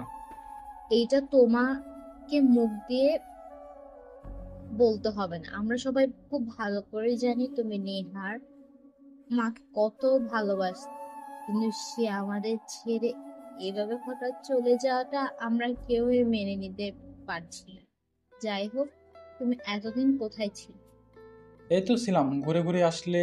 জানেন তো, ভালোবাসার মানুষ জীবন থেকে হারিয়ে গেলে জীবনটা সত্যি খুবই অগোছালো হয়ে যায়। তাই আমি নেহার মায়ের চলে যাওয়াটা এত সহজে মেনে নিতে পারিনি। তারপর তারা তিনজনে আরো অনেক কথা বলতে থাকে। এভাবে বিকেল গড়িয়ে সন্ধ্যা হয়ে যায়। আর তখন নীলের আম্মু নেহার বাবাকে বলে, আচ্ছা যাই হোক, তোমার গল্প পরে শুনবো। এখন তুমি ফ্রেশ হয়ে উপরে চলে যাও, নেহা তোমাকে তোমার রুমটা দেখিয়ে দেবে। তারপর ফ্রেশ হয়ে নিচে আসো, সবাই একসঙ্গে রাতের খাবার খাবো। তখন নেহার বাবা আর কোনো কথা না বলে চুপচাপ নেহার পিছন পিছন উপরে চলে আসে। আর নেহা ওনাকে রুমটা দেখিয়ে দেয় আর গোসল করার জন্য কাপড় চোপড় দেয়। তারপর উনি ফ্রেশ হয়ে বেশ কিছুক্ষণ পর নিচে আসেন রাতের খাবার খাওয়ার জন্য। এভাবে দেখতে দেখতে 2 দিন কেটে গেল। হঠাৎই সেদিন বিকেলবেলা সবাই যখন ড্রয়িং রুমে বসে গল্প করছিল, তখন নেহার বাবা নীলের আম্মুকে উদ্দেশ্য করে বলে, দেখেন আপা, আমি খুব ভালো করেই জানি আমি চলে যাওয়ার পর আপনারা নেহাকে অনেক কষ্ট করে লালন পালন করে মানুষ করছেন। নেহার উপর আমার চাইতে আপনাদের অধিকার বেশি। কিন্তু একটা কথা বলতেই হচ্ছে, দেখুন, আমি নেহার জন্মদাতার পিতা। তাই আমি চাইছি যে কয়টা দিন পৃথিবীতে বেঁচে আছে, সেই কয়টা দিন আমি আমার সন্তানকে বুকে নিয়ে বাঁচি। নিজের ভালোবাসার মানুষকে হারিয়ে অনেক কষ্ট করে এই কয়টা বছরে নিজেকে একটু শক্ত করেছি। আর এখন আমি আমার সন্তানটাকে নিয়ে থাকতে চাই। এটা তুমি কোন ধরনের কথা বলছো? তুমি তোমার সন্তানকে নিয়ে থাকবে এখানে, আমাকে জিজ্ঞেস করার কি আছে? আর তোমার সন্তান যদি তোমার সঙ্গে থাকতে চায় তাহলে তো হলো, তুমি এ ব্যাপার আমার সঙ্গে কথা না বলে নেহার সঙ্গে কথা বলো, তাহলে তো বেশি ভালো হয়। তখন নেহার বাবা নেহাকে জিজ্ঞাসা করে আর নেহা তখন উত্তর দেয়। দেখো, আমার মা যখন থেকে আমাদের বাড়ি ছেড়ে চলে গেছে তখন তুমিও আমাকে ছেড়ে চলে গিয়েছিলে। আমার সেই সময়টাতে আমার পরিবারকে খুব প্রয়োজন ছিল। সেই সময়টাতে আমি কাউকেই পাইনি। সেই সময়টা আম্মু আমাকে দিয়েছে। সে অনেক কষ্ট করে আমাকে লালন পালন করে মানুষ করেছে। তাই তুমি চাইলেও আমি আম্মুকে ছেড়ে দূরে কোথাও গিয়ে থাকতে পারবো না। তোমার যদি আমাকে নিয়ে থাকার এত ইচ্ছা থাকে তাহলে তুমি এখানে আমার সঙ্গে থাকতে পারো। দেখো মামনি, তুমি বিষয়টা নিয়ে যেভাবে ভাবছো আসলে বিষয়টা সেরকম নয়। আমি তোমার বাবা, আমি চাইলেই তোমার খালামণির বাড়িতে থাকতে পারি না। আমার নিজের একটা বাড়ি আছে এবং যথেষ্ট সহায় সম্পত্তি আছে, যেগুলো অনেকদিন ধরে অন্য কেউ ভোগ করছে, আর তার একমাত্র উত্তরাধিকারী হলে তুমি। তাই আমি চাই তুমি আমার সঙ্গে আমার বাড়িতে চলো। আমি আমার সকল সহায় সম্পত্তি তোমার নামে লিখে দিব। দেখো, আমার কাছে সহায় সম্পত্তি তেমন কোনো কিছুই না। আসলে আম্মু আমাকে এতটা ভালোবাসা দিয়েছে যে আমি অন্য কিছুর কথা ভুলেই গিয়েছিলাম। তাই তুমি চাইলেও আমি আম্মুকে ছেড়ে থাকতে পারবো না। আই এম সো সরি বাবা, তুমি আমায় ক্ষমা করে দাও। তোমাকে আমি এই শিক্ষা দেইনি। তোমাকে আমি কার সঙ্গে কিভাবে কথা বলতে হয় সেটা খুব ভালো করে শিখিয়েছি। তুমি তোমার বাবার সঙ্গে এভাবে কথা বলো না। দেখো আম্মু, কার সঙ্গে কিভাবে কথা বলতে হয় সেটা আমি খুব ভালো করেই জানি। আর আমি এটাও খুব ভালো করেই জানি যে আমি আমার বাবার সামনে দাঁড়িয়ে কথা বলছি। তাই আমি আমার বাবাকে বলছি, আমি আমার আম্মুকে ছেড়ে কোথাও যাব না। দেখো আম্মু, সবসময় তোমার পাশে ছিলাম, সবসময় তোমার পাশে থাকবে, এটা গ্যারান্টি দিয়ে বলতে পারি। কিন্তু একটা কথা, তোমাকে তোমার বাবার সঙ্গে যেতেই হবে, কারণ সে তোমাকে জন্ম দিয়েছে। আমাদের চাইতে তার অধিকার অনেকখানি বেশি। কার অধিকার কতখানি সেই সব বিষয়ে আমি কোনো কিছু জানি না, আর জানতেও চাই না। আমি শুধু এইটুকুই জানি যে আমি তোমাকে ছেড়ে কোথাও যাব না। আমি তোমাকে ছেড়ে থাকতে পারবো না। দেখো, উনি তোমার বাবা, উনি চাইলে তোমাকে এখান থেকে জোর করে নিয়ে যেতে পারে, কিন্তু আমি আশা করব তোমাকে সেটা করতে হবে না, কারণ তুমি যথেষ্ট বুদ্ধিমতী আর জ্ঞানী একটা মেয়ে। রোহান, তুমি কোনো চিন্তা করো না। আমি যেভাবে পারি নেহাকে আগামীকালকে তোমার সঙ্গে তোমাদের বাড়ি পাঠাবো। হ্যাঁ। তারা তিনজনে তাদের কথার সেখানে পরিসমাপ্তি ঘটাচ্ছিল, কিন্তু তখনই নীল সেখানে উপস্থিত হয় আর এমন কথা শুনে বলতে থাকে। কি ব্যাপার, তোমরা কি নিয়ে আলোচনা করছিলে? আমি দূর থেকে একটু একটু শুনছিলাম। নেহা আমাদের এখান থেকে চলে যাবে মনে হয়। তুমি একদম ঠিকই শুনেছ। সে তো অনেকদিন ধরে আমাদের সাথে আমাদের এখানে আছে, কিন্তু এখন তার বাবা ফিরে এসেছে, তাই আমি চাইছি এখন থেকে সে তার বাবার সঙ্গে থাকুক, কারণ সে তার বাবার একমাত্র রাজকন্যা ছিল। তোমার খালামণি চলে যাওয়ার পর সে একটু মানসিকভাবে বিধ্বস্ত হয়ে এই কয়েকদিন তার সন্তান থেকে আলাদা ছিল। তাই আমি চাই না সে আর তার সন্তান থেকে আলাদা থাকে। আমি তোমাদের কথা শুনে একমত হতে পারলাম না, কারণ আমি সেই ছোটবেলা থেকে নেহার সঙ্গে একসঙ্গে বড় হয়েছি। আমার খেলার সাথী, বন্ধু বান্ধবী যাই কিছু বলো না কেন, সব কিছুই নেহা। নেহাকে ছাড়া আমি থাকতে পারবো না। নেহা যদি এখান থেকে চলে যায় তাহলে আমিও তার সঙ্গে যাব। এগুলো কোন ধরনের কথা? আমি কিন্তু সেটা বুঝাতে পারছি না। নেহা তোর বাবার সঙ্গে, তার বাবার সাথে থাকবে, সেখানে তুমি কোথায় যাবে? এসব পাগলা আমার কথা বার্তা বন্ধ করো। কিন্তু নীল কোনো কথাই শুনছে না, কারণ সে ছোটবেলা থেকেই নেহার সঙ্গে বড় হয়েছে, তার সবটা সময় কাটিয়েছে। তাই এখন সে চাইলেও একা একা ভালো থাকতে পারবে না। তাই সে নেহাকে এখান থেকে চলে যেতে দিতে চাইছে না। তাই শেষের বারের মতো সবাইকে উদ্দেশ্য করে বলতে থাকে। আমি তোমাদের সবাইকে শেষবারের মতো বলছি, নেহা যদি এই বাড়িতে না থাকে তাহলে আমিও এই বাড়িতে থাকবো না, কারণ নেহা ছাড়া আমার উপস্থিতি ক্ষুণ্ণ। আঙ্কেল, আপনি আমাদের এখানেই থাকুন, আমাদের কোনো প্রবলেম হবে না। দেখো বাবা, সেটা তো হয় না। হাজার হোক আমি তোমার খালামণির হাজব্যান্ড। আমি চাইলেও তোমাদের এখানে থাকতে পারি না। সমাজের লোক এটাকে ভালো চোখে দেখবে না। তাছাড়া আরো অনেক সমস্যা আছে। তাই আমি নেহাকে আমার সঙ্গে নিয়ে যেতে চাই। তারপর নেহা আর কোনো কথা না বলে নিজের রুমে এসে কাঁদতে শুরু করার কারণ সে নীল আর আম্মুকে ছাড়া কোনোভাবেই ভালো থাকতে পারবে না। তখনই নীল সেই রুমে আসে আর নেহাকে বলে, কি ব্যাপার নেহা, কান্না করছিস কেন? তুই এইভাবে কান্না করিস না। তুই কান্না করলে আমার খুব কষ্ট হয়, আমি সহ্য করতে পারি না। দেখ, আমি কোনোভাবেই বুঝতে পারছি না তারা কেন তোর থেকে আমাকে আলাদা করতে চাইছে। আমরা দুজন তো জানি আমরা তো, তুই ঝগড়া করি না কেন, আমরা একে অপরের প্রাণ, আমরা একে অপরকে ছাড়া বেঁচে থাকতে পারবো না। হ্যাঁ, তুই একদম ঠিক কথাই বলেছিস। আমি তোকে আর আম্মুকে ছাড়া কোনোভাবেই থাকতে পারবো না। সেই ছোটবেলা গ্রাম থেকে এখানে চলে এসেছি, গ্রামের তেমন কাউকে চিনিও না, আর বন্ধু বলতে আমার সেরকম কোনো বন্ধু কখনোই ছিল না। তাহলে আমি সেখানে গিয়ে কিভাবে থাকবো? আর সামনে পরীক্ষাও আসছে। হ্যাঁ সেটাই তো, সব থেকে বড় কথা, সারা বছর পড়াশোনা করে যদি পরীক্ষায় না দিতে পারিস তাহলে লাভটা কি আছে? যাই হোক, তোর বাবা যেহেতু তোকে নিয়ে গ্রামে চলে যেতে চায়, তাহলে তোর ওনার মুখের উপর কথা বলা যায় না। তুই রেডি হয়ে গ্রামে চলে যা, তারপর আমি দেখছি কি করা যায়। তারপরে আর কোনো কথা বলে না। পরের দিন সকালে ঘুম থেকে উঠেই নিজের জিনিসপত্র গুছিয়ে নেয় আর বাবাকে নিয়ে গ্রামের বাড়ির উদ্দেশ্যে রওনা দেয়। সারা রাস্তায় নেহা মনমরা হয়ে বাসের সিটে বসে আছে। তখনই তার বাবা বলে, কি ব্যাপার মামুনি, তুমি এভাবে মনমরা হয়ে বসে আছো কেন? আমি তোমাকে ঢাকা থেকে গ্রামে নিয়ে যাচ্ছি বলে তোমার খুবই মন খারাপ? মন খারাপটা তো এই শহরের জন্য নয়, মন খারাপ আম্মুর জন্য, মন খারাপ নীলের জন্য।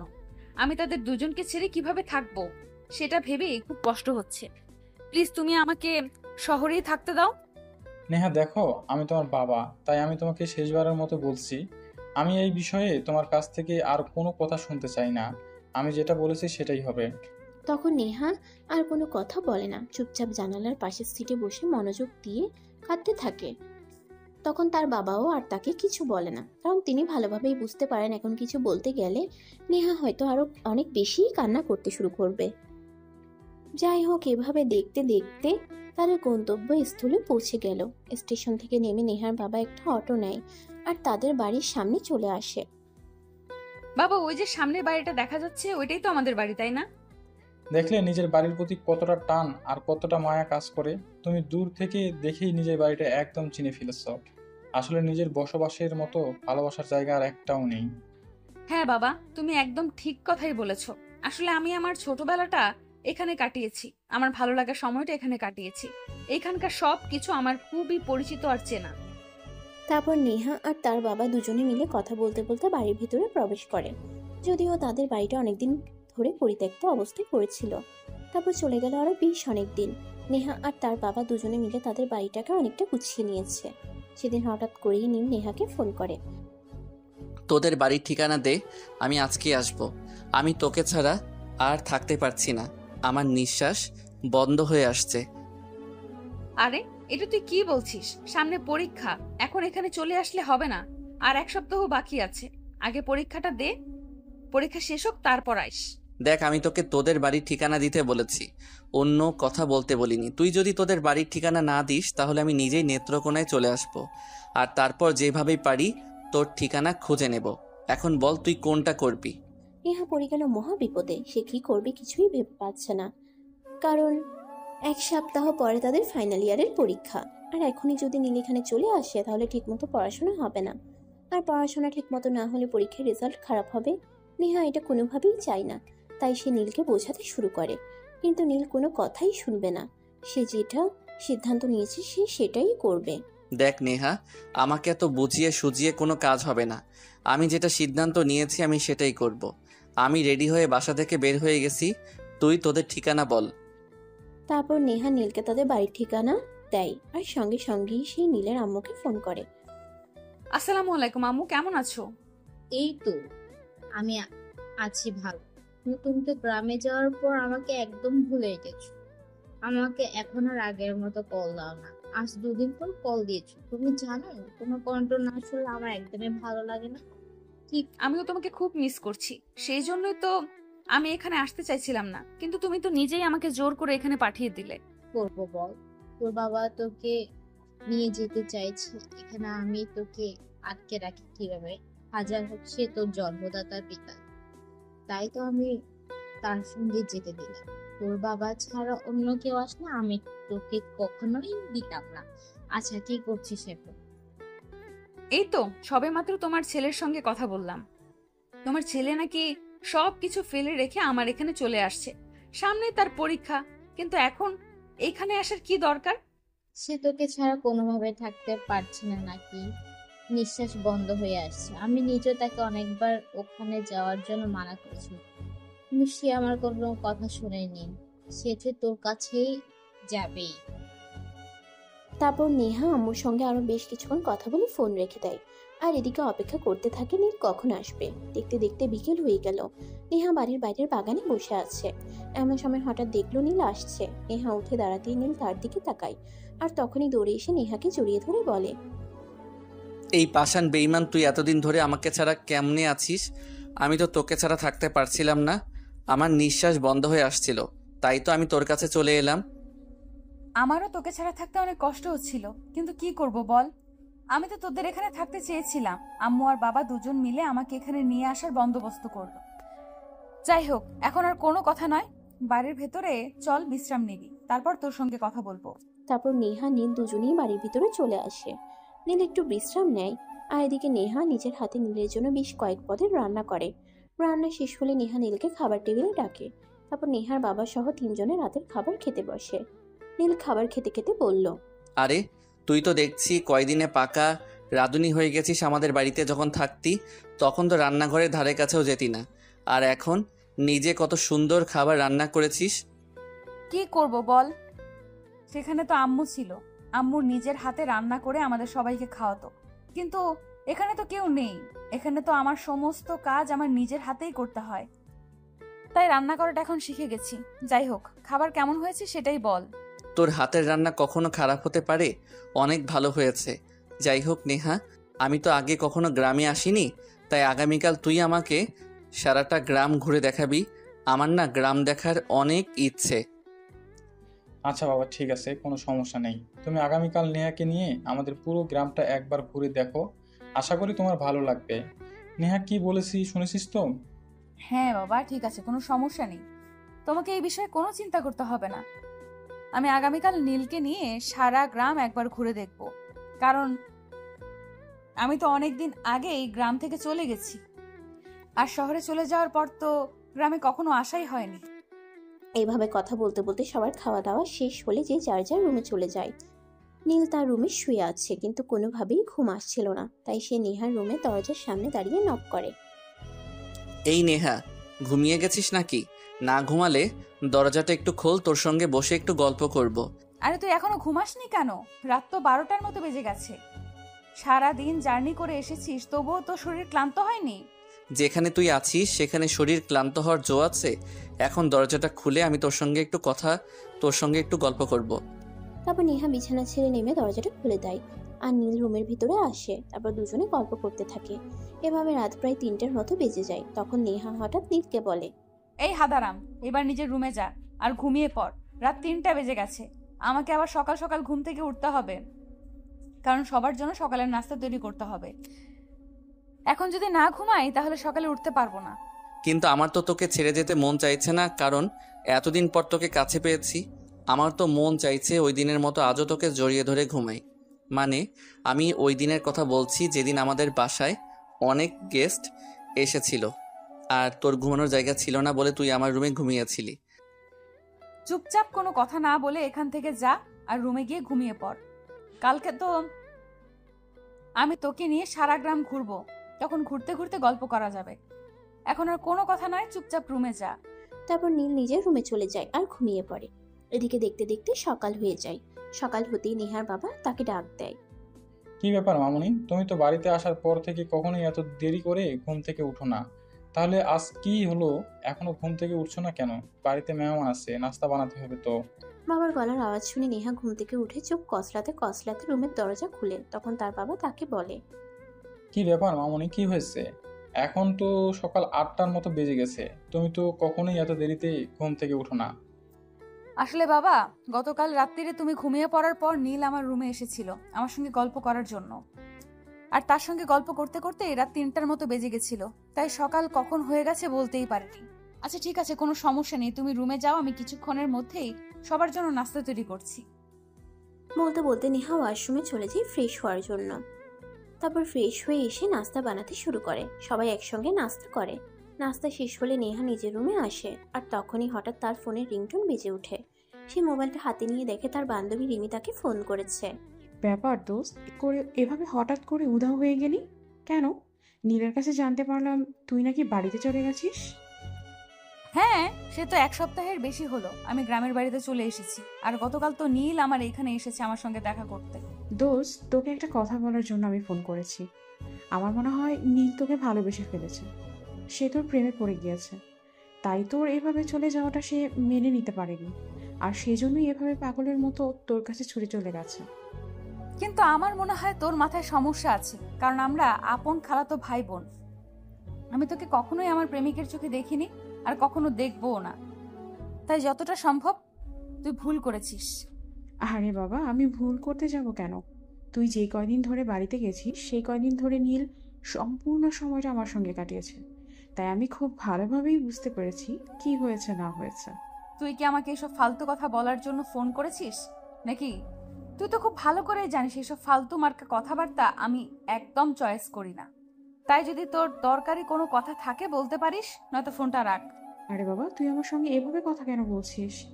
আমার তো মনে হচ্ছে গ্রামে গিয়ে তুই আমাদের সবাইকে ভুলে গেছিস, আর তোর ডিমান্ড অনেক বেশি বেড়ে গেছে, যার কারণে তুই আমাদের কাউকে কোনো পাত্তা দিচ্ছিস না।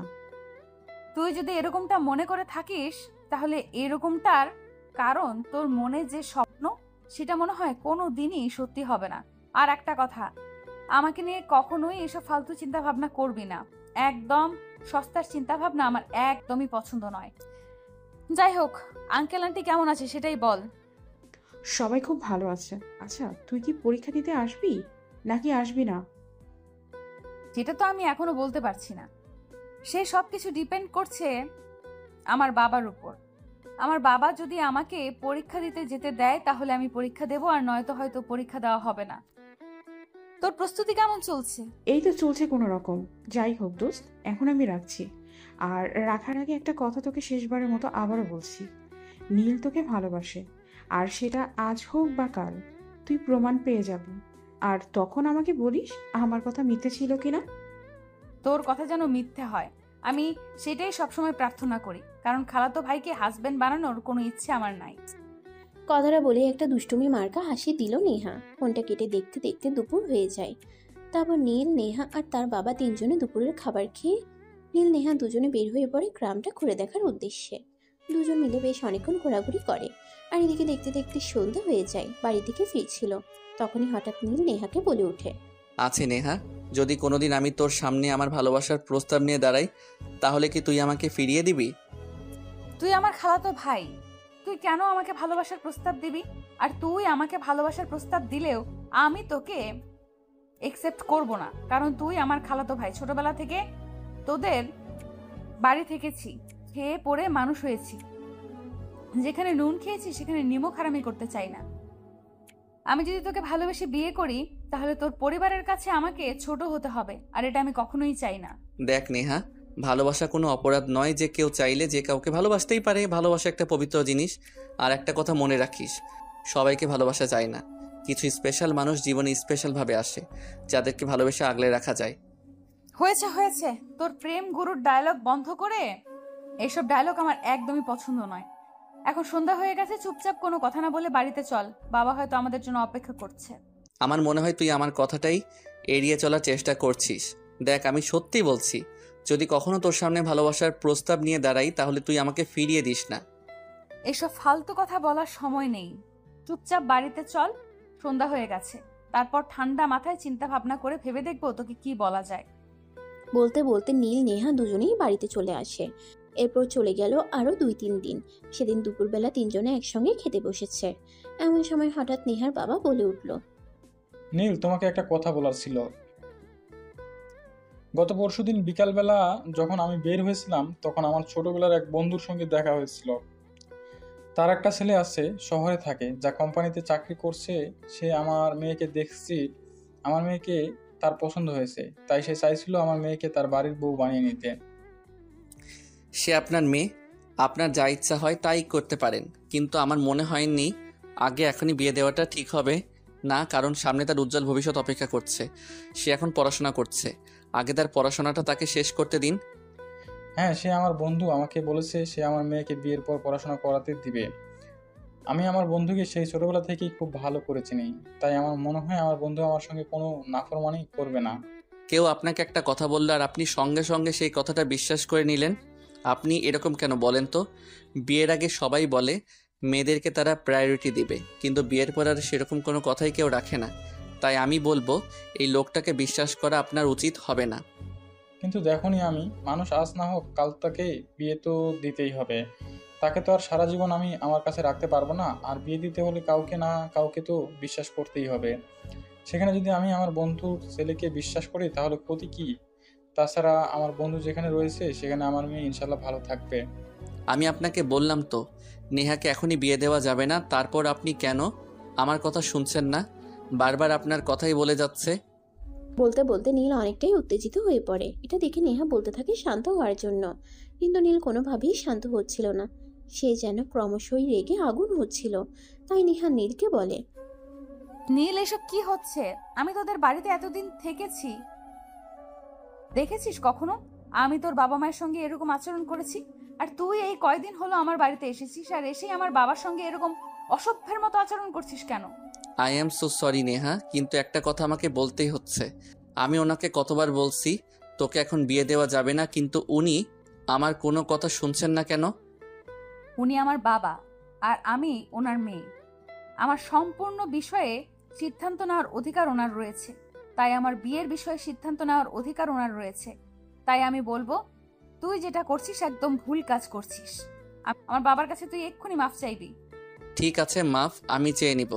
ঠিক আছে, মাফ আমি চেয়ে নেব, কোনো সমস্যা নেই, কিন্তু একটা কথা সেটা হলো আমি তোকে কোনোভাবেই অন্য কাউকে বিয়ে করতে দেব না। কেন আমি অন্য কাউকে বিয়ে করলে তোর সমস্যাটা কোথায়? আমি তো সেটাই বুঝতে পারছি না। আর তুই কেনই বা এভাবে রিকোয়েস্ট করছিস? হ্যাঁ, নীল নেহা একদম ঠিক কথাই বলেছে। নেহা আমার মেয়ে, আমি চাইলে তাকে যে কারো কাছে বিয়ে দিতে পারি। তাতে তোমার সমস্যা কি? তুমি কেন এভাবে রিয়েক্ট করছো? কারণ আমি নেহাকে ভালোবাসি, পাগলের মতো ভালোবাসি। সেই ছোটবেলা থেকে দুজন একসঙ্গে রয়েছি, তখন থেকে নেহাকে আমার ভালো লাগে। আস্তে আস্তে আমি তার মায়ের নিজেকে সম্পূর্ণ আবদ্ধ করে ফেলেছি। এখন চাইলেও তাকে ছাড়া আমি থাকতে পারবো না। তাই আমি নেহাকে অন্য কাউকে বিয়ে করতে দেব না। মানে এসব কি বলছিস তুই? তোর মাথা ঠিক আছে? আম্মু জানলে অনেক কষ্ট পাবে। এসব কথা আর বলিস না। যেখানে তোকে না পেলে আমার কষ্টের কোনো সীমা থাকবে না, সেখানে আমি অন্যের কষ্টের কথা চিন্তা কেন করব? আমি তোকে সত্যি অনেক ভালোবাসি রে। তোকে ছাড়া আমি কোনোভাবেই ভালো থাকতে পারবো না। প্লিজ তুই তোর বাবাকে একটু বুঝিয়ে বল। তার আগে তুই নিজেকে একটু বোঝ, কারণ আমরা খালাতো ভাই বোন। সেই ছোটবেলা থেকে তোদের এখানে থেকেছি, খেয়ে পড়ে মানুষ হয়েছি। এখন যদি সমাজের মানুষ জানতে পারে যে আমরা একে অপরকে বিয়ে করতে চলেছি, তাহলে সবাই আমাকে বেঈমান মনে করবে। দেখ নেহা, কে কি মনে করলো, কে কি বললো না বললো, সেই বিষয়ে আমি একটু ইন্টারেস্টেড নই। কারণ আমি তাকে ভালোবাসি, নিজের জীবনের চাইতে অনেক বেশি ভালোবাসি। তাই তোকে না পেলে আমি পৃথিবীর অন্য কোনো কিছুকে পরোয়া করি না। কিন্তু এই বিষয়টা নেহা আর তার বাবা কোনোভাবেই মেনে নিতে চাইছিল না। কারণ নেহা যদি নীলকে বিয়ে করে তাহলে সবাই মনে করবে নেহা নীলের বাবার সম্পত্তি দেখে লোভ সামলাতে পারেনি, তাই যেখানে নুন খেয়েছে সেখানেই নিমক হারামি করেছে। অপরদিকে নীল তার সিদ্ধান্ত নিয়ে ফেলেছে, যদি নেহা নীলকে ভালো না বাসে, যদি নেহার বাবাকে নীলের হাতে নেহাকে তুলে না দেয়, নিজেকে শেষ করে দেবে সে। এটা নিয়ে সবাই অনেক চিন্তায় পড়ে গেল। প্রায় অনেকক্ষণ পর নেহার বাবা বলে, আচ্ছা নীল, ঠিক আছে, বিয়ে শাদী তো আর হুট করে বললেই হয় না। বিয়ে শাদী একটা চিন্তার বিষয়। তাই আমি আগে তোমার বাবা মায়ের সঙ্গে কথা বলতে চাই। আগে তোমার বাবা মায়ের সঙ্গে কথা বলে তারপর সিদ্ধান্ত নেব। না, বাবা মায়ের সঙ্গে কথা বলার কোনো প্রয়োজন নেই। আমি নেহাকে বিয়ে করে এখান থেকে নিয়ে যাব, তারপর বাসায় গিয়ে বাবা মাকে সারপ্রাইজ দেব। তারপর যদি আম্মু আর আঙ্কেল আমাদের দুজনকে মেনে না নেয়, তখন তুই কি করবি ভেবে দেখেছিস? আমি এত চিন্তা করতে পারি না, সেটা তুই খুব ভালো করেই জানিস। তাই এত কথা বলিস না। যদি মেনে নেওয়ার হয় নেবে, আর নয়তো আমি তোকে নিয়ে অন্য কোথাও চলে যাব, যেখানে আমরা দুজন অনেক ভালো থাকব। যে পরিবার আমার কথা, আমার ভালোবাসার কথা চিন্তা করবে না, আমি কেন গায়ে পড়ে সেই পরিবারের কথা চিন্তা করতে যাব? আমি এতটা মহান নই, সেটা তুই খুব ভালো করেই জানিস। আচ্ছা ঠিক আছে, দেখো, পার্সোনালি তোমার কাছে আমার মেয়ে বিয়ে দিতে আমার কোনো সমস্যা নাই। কিন্তু যদি তোমার পরিবার মেনে না নেয় তাহলেও কিন্তু আমার কিছু করার থাকবে না। আমি কিন্তু তোমার বাবা মায়ের কাছে এমনিতেই লজ্জিত। তারপর নীলের কথা অনুযায়ী বাড়িতে বিয়ের কাজটা সম্পন্ন হয়। বিয়ের পরের দিন সকালবেলা নীল নেহাকে নিয়ে ঢাকার উদ্দেশ্যে রওনা দেয়। নীল আর নেহা দুজনে বসে পাশাপাশি সিটে বসে আছে।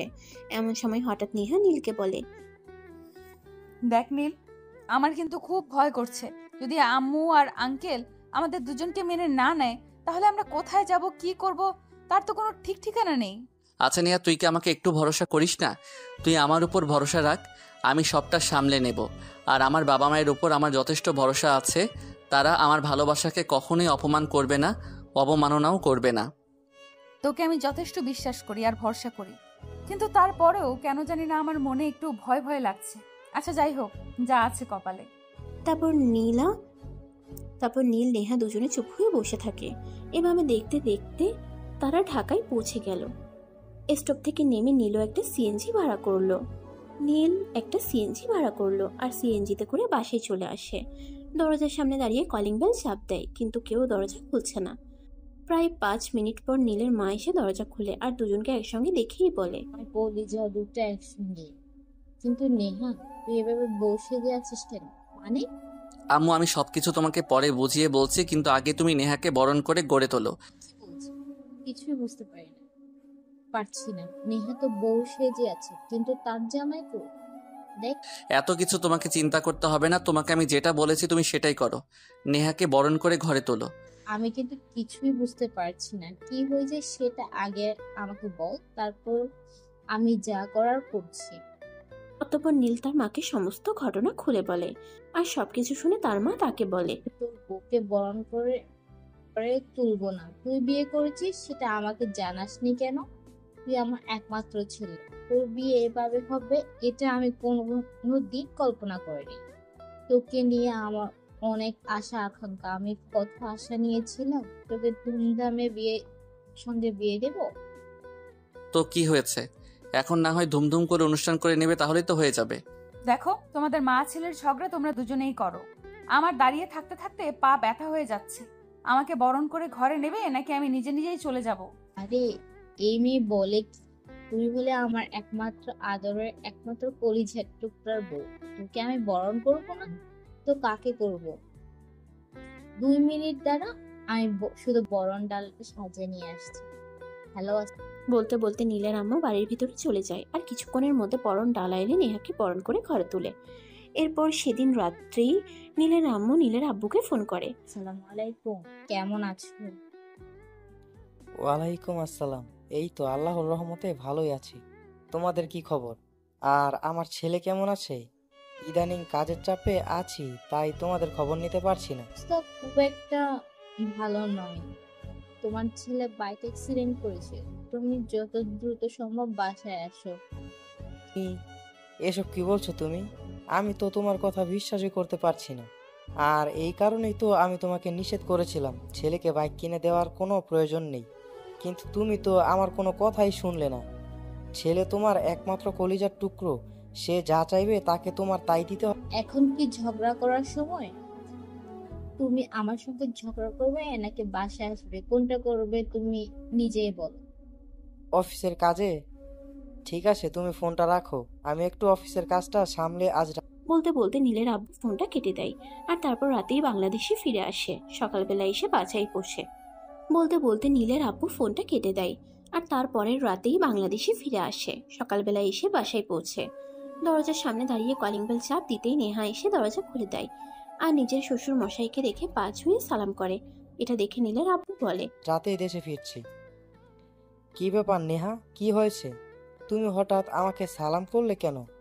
আর তুমি এভাবে তখনই নীল আর তার আম্মু সামনে আসে আর বলে, সারপ্রাইজ নেহা, তোমার ছেলের বউ তোমার ছেলের নেহাকে পছন্দ করে বিয়ে করে এনেছে। আর এই কথাটা যদি তোমাকে ফোনে বলতাম তাহলে হয়তো তুমি একটু বেরাজ হতে, তাই সরাসরি সারপ্রাইজ দিলাম। কেমন হলো বলো? শাড়ি পরে আছো কেন? আরে এটা তো খুবই খুশির খবর। আমি তো নিজেও মনে মনে ভেবেছিলাম নেহাকে আমি আমার ছেলের বউ করে আমাদের বাড়িতে রেখে দেব। এখন যেহেতু আমার ছেলে নিজেই নেহাকে পছন্দ করে আমাদের বাড়িতে নিয়ে এসেছে, তখন তো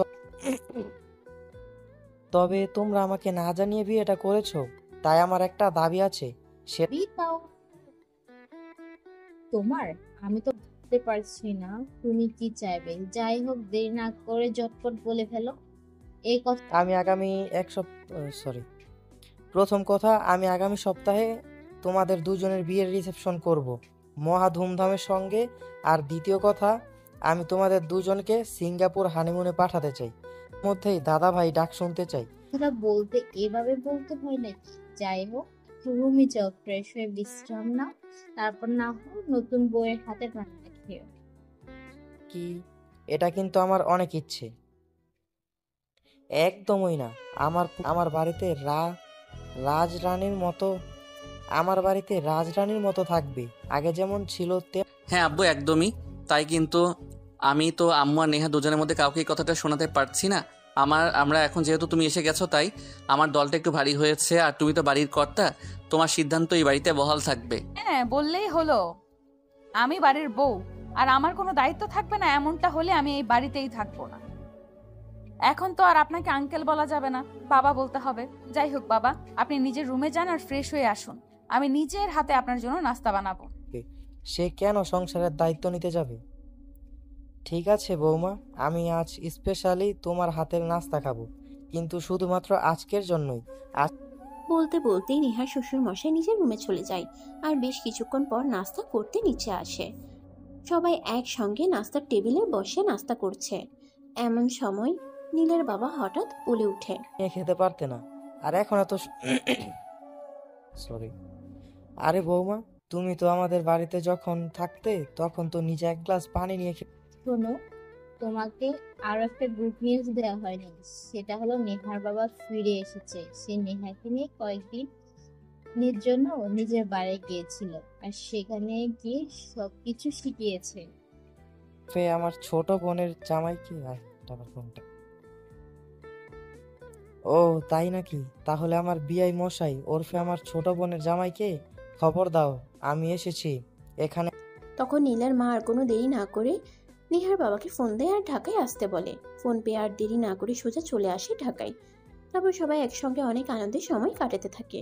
আর এদিকে দেখতে দেখতে এক সপ্তাহ সময় চলে যায়। নীল আর নেহার রিসেপশনের দিন চলে আসে। আজ মহা ধুমধামের সঙ্গে তাদের বাড়িতে বিয়ের অনুষ্ঠান হয়েছে। আর অপরদিকে নীলের বাবা তাদের দুজনের জন্য স্পেশাল বাসর ঘরের অ্যারেঞ্জমেন্টও করেছে। রাত প্রায় 11টার মতো বাজে তখন নীল আর নেহা দুজনকে বাসর ঘরে পাঠানো হয়েছে। তিনি রুমে ঢুকে দরজাটা বন্ধ করে নেহার কাছে এসে বসলো আর তারপর বলতে লাগলো, তো কি ব্যাপার ম্যাডাম, নিজের খালাতো ভাইকে জামাই হিসেবে পেয়ে আপনার কেমন লাগছে? আই মিন, আপনার ফিলিংসটা কি? ফিলিংস সেরকম কিছুই না, তবে যাদের কাছে বড় হয়েছি তাদের কাছে সারা জীবন থাকতে পারবো, সেটাই সবচাইতে বড় পাওয়া। যাই হোক, এখন ওইসব কিছু বাদ দাও, আমার পাওনাটা দেওয়ার জন্য নিজেকে প্রস্তুত করো। মানে তুমি কি বলতে চাইছো? আমি কিছুই বুঝতে পারছি না। তুমি আবার আমার কাছে কি পাও? বোকা মেয়ে একটা, আমি তোমার কাছে কি পাই সেটাই তুমি জানো না? তুমি আমার বিয়ে করা বউ, এখনো পর্যন্ত তোমার সাথে আমার বাসর হলো না। আর আমার বাবা কত সুন্দর করে তোমার আর আমার জন্য বাসর ঘরের অ্যারেঞ্জমেন্ট করেছেন, আমরা কি বাসর রাতটা করবো না? এই কথা শুনে নেহার মুখটা লজ্জায় একদম পাকা টমেটোর মতো লাল হয়ে গেছে। তাই সে মাথা নিচু করে বসে আছে। তখনই নীল তার পাশে এসে বসে আর হাতে হাত রেখে বলে, ম্যাডাম, এত লজ্জা পেলে চলবে? আমার পাওনাটা তো আমাকে দিতেই হবে। বলতে বলতে নীল নেহার ঘোমটাটা সরিয়ে দেয় আর নেহাকে কাছে টেনে আদর করতে শুরু করে। যাই হোক ভিউয়ার্স, এই পর্যন্তই থাকেন। তাদের বাসর রাতে তারাই করুক, আর তার বউকে সে নিজেই আদর করুক। অত সবকিছু আপনাদের দেখতেও হবে না, জানতেও হবে না। ভালো থাকবেন সবাই। দেখা হচ্ছে নতুন কোনো গল্পে। সেই পর্যন্ত সবাই অপেক্ষায় থাকুন। আল্লাহ হাফেজ।